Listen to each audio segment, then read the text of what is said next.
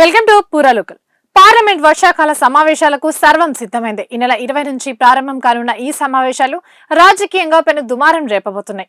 ముఖ్యంగా లోక్సభ సీట్ల పెంపుకు సంబంధించిన కీలకమైన రాజ్యాంగ సవరణ బిల్లును ఈసారి ఎలాగైనా నెగ్గించుకోవాలని కేంద్రంలోని అధికార పక్షం కంకణం కట్టుకుంది. బడ్జెట్ సమావేశాల్లో మూడింట రెండందుల ఆధిక్యం లేకపోవడంతో వెనక్కి తగ్గిన బీజేపీ నాయకత్వం ఈసారి సరికొత్త వ్యూహాలతో రంగంలోకి దిగుతోంది. ఇటీవల 5 రాష్ట్రాల ఎన్నికల తర్వాత దేశ రాజకీయాల్లో అనూహ్య మార్పులు చోటు చేసుకున్నాయి. ప్రతిపక్ష ఇండియా కూటమికి గట్టి షాక్ తగిలింది. తృణమూల్ కాంగ్రెస్ కు చెందిన 28 మంది ఎంపీల్లో ఏకంగా 20 మంది వేరుకుంపటి పెట్టుకుని అధికార పక్షానికి జై కొట్టారు. అటు డీఎంకే కూడా ఇండియా కూటమితో తెగదెంపులు చేసుకుంది. ఈ రాజకీయ పరిణామాల్ని తమకు అనుకూలంగా మలుచుకునే పనిలో పడ్డారు కమలనాథులు.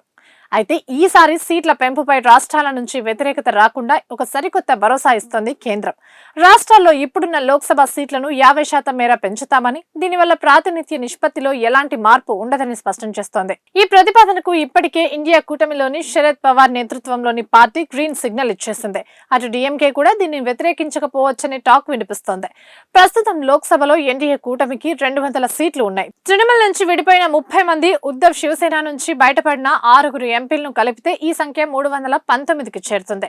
వీరికి శరద్ పవార్ పార్టీకి చెందిన 8 మంది డీఎంకే అండగా నిలిస్తే ఈ సంఖ్య 340 అవుతుంది.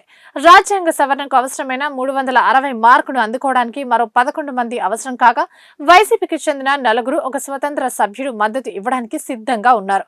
ఒకవేళ డీఎంకే ఓటింగ్ కు హాజరు కాకుండా దూరంగా ఉంటే సభ సంఖ్యాబలం 518కి తగ్గుతుంది. అప్పుడు 340 మంది మద్దతు ఉంటే బిల్లు సులువుగా పాస్ అవుతుంది. ఈ బిల్లు కనుక ఆమోదం పొందితే రాబోయే సార్వత్రిక ఎన్నికల్లోని నియోజకవర్గాల పునర్విభజనతో పాటు ఎంతో కాలంగా వేచి చూస్తున్న మహిళా రిజర్వేషన్లు కూడా అమల్లోకి వచ్చే అవకాశం ఉంది. మరోవైపు ఈ వర్షాకాల సమావేశాల్లో కేవలం డీలిమిటేషన్ బిల్లు మాత్రమే కాదు, మరికొన్ని కీలక బిల్లులు కూడా రాబోతున్నాయి. తీవ్రమైన నేర అభియోగాలతో 30 రోజుల పాటు జైల్లో ఉండి బెయిల్ రాకపోతే ప్రధాని, ముఖ్యమంత్రులు, మంత్రులు తమ పదవులు కోల్పోయేలా చేసే కఠిన రాజ్యాంగ సవరణ బిల్లును కూడా కేంద్రం తీసుకురానుంది. అలాగే వందే మాతరం గీతాలాపనకు అడ్డు తగిలితే శిక్షలు, జనన మరణాల నమోదు ప్రక్రియ కఠినంతరం, విదేశీ వివరాల నియంత్రణ సవరణ బిల్లులు కూడా సభ ముందుకు రానున్నాయి. దీనిపై ఇప్పటికే ఎన్డీఏ పక్షాలు రక్షణ మంత్రి రాజ్నాథ్ సింగ్ నివాసంలో భేటీ కానుండగా, అటు కాంగ్రెస్ పార్టీ సోనియా గాంధీ, మల్లికార్జున్ ఖర్గే, రాహుల్ గాంధీల నేతృత్వంలో సమావేశమై ఈ బిల్లులను తీవ్రంగా వ్యతిరేకించాలని తీర్మానించింది.